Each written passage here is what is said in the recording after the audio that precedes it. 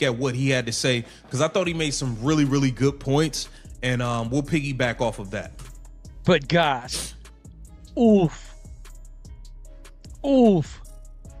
Look at all these tickets left for a game that's 1 week away. Caitlin Clark's rookie year, her second year. Yo, you couldn't get a ticket to that game to save your life. It was impossible to find tickets.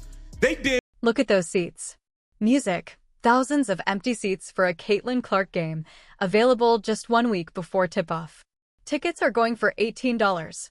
If you followed the Indiana Fever last season, you know that's not just unusual, that's impossible. Games were selling out 3 weeks in advance. Upper Bowl tickets were going for a minimum of $200. You couldn't get into Gainbridge Fieldhouse without spending serious money. So, what changed?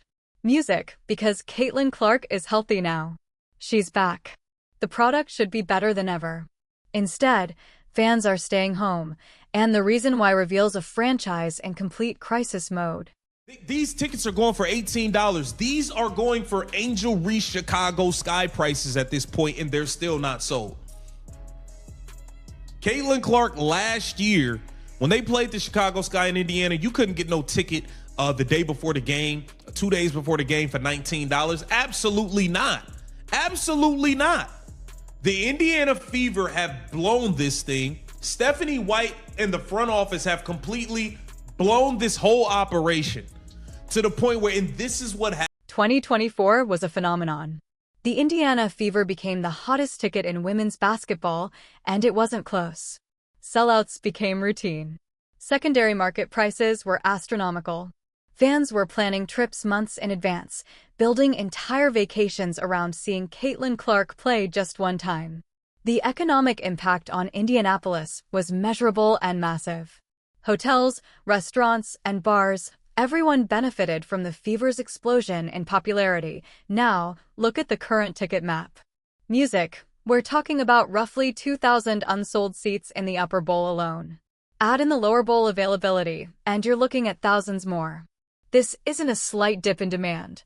Music. This is a catastrophic collapse in fan confidence, and it happened in a single off-season.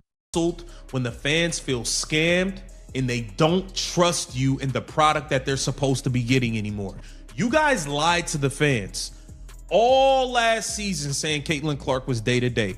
All while these fans were still paying to show up to these games, all of this stuff, planning trips, all types of stuff. Y'all paraded her around arena to arena knowing she wasn't going to play just so she could sign autographs and sit on the bench. Fans felt hustled. Now she's healthy. We're all excited, ready to see her play. And you're telling us we're not going to get... Here's where the franchise made their first critical mistake. Throughout the entire end of last season, the Indiana Fever told fans Caitlin Clark was day-to-day with her injury. Day-to-day. That's the language you use when someone might play tomorrow, might play the next game, or might be available at any moment. Fans kept buying tickets, kept making travel plans, and kept showing up to arenas across the country, hoping this would be the game she returned for. But she wasn't day-to-day, she was shut down for the season. Yet, the Fever kept parading her around from arena to arena, sitting courtside, signing autographs, and waving to fans who had paid premium prices expecting to see her play. The franchise was cashing checks they knew they couldn't deliver on. Fans felt hustled. Fans felt lied to. And fans don't forget that kind of thing. Chloe Bibby, who spent a good portion of last season with the Indiana Fever, I thought she should have been getting more minutes while she was healthy. Definitely played well initially when she came over from the Golden State Valkyries. Okay, she shot the cover off the basketball when she got minutes for this team, and then all of a sudden Stephanie White just refused to play her, and then she was out with an injury. Okay, Chloe Bibby went back. I believe she went back overseas. She was absolutely dominant, and now she's back on the market. Okay, Chloe Bibby has been waived by the Phoenix Mercury just after 1 day of being with the team. Then came the off-season decisions that made music everything even worse. Chloe Bibby, a stretch four who absolutely shot the cover off the basketball whenever she got minutes with the Fever last season, became available. She played well alongside Caitlin Clark. The chemistry was obvious. She spaces the floor, pulls defenders out of the paint, and fits exactly what this roster needs in terms of size and shooting. Bibby was drafted by Portland in the expansion draft, immediately traded to Phoenix, and then waived by the Mercury after just one day. She's sitting there on the market, a known commodity who already proved she can contribute to this team. The Fever have a glaring need for floor spacing and size.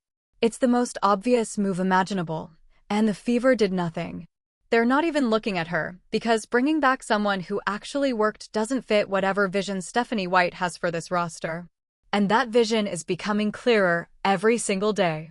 It's a vision that doesn't prioritize putting the best possible pieces around Caitlin Clark. Probably not. They don't do anything that they should get done. Now, we have some other business to get to as well. As it appears, Caitlin Clark fans are taking a stand, you guys. Caitlin Clark fans are not allowing the Indiana Fever to continue to cash in on them while not delivering the product that they are accustomed to getting. Okay, we have heard Stephanie White countless times, standing 10 toes down and digging in on Caitlin Clark not being a primary ball handler and playing off ball. This whole Aaliyah Boston as a hub thing. This thing has just grown legs that it should have never grown. It's gone too far, man. Stephanie White is stubborn, would be an understatement. But the Chloe Bibby situation is just a symptom. The real disease is what Stephanie White has been saying publicly about how she plans to use Caitlin Clark. White has repeatedly stated, standing 10 toes down on it, that Caitlin Clark will not be the primary ball handler this season. She's going to play off ball. They're running the offense through Aaliyah Boston as a hub. They want Caitlin moving without the ball, playing more like a shooting guard than a point guard. Let's be very clear about what that means. The player who just had the greatest rookie season in WNBA history, who led the league in assists and creates offense better than anyone in the league when the ball is in her hands, that player is going to be standing in the corner, watching someone else run the offense. The player who sold out every arena, who drove television ratings to historic levels, and who made the Fever relevant for the first time in years, that player is going to be used as a spot-up shooter. Fans aren't stupid. They know what they're paying to see. They're paying to see Caitlin Clark with the ball in her hands, making plays, creating magic, and controlling the game. They're not paying premium prices to watch her stand in the corner while Kelsey Mitchell and Aaliyah Boston run the show.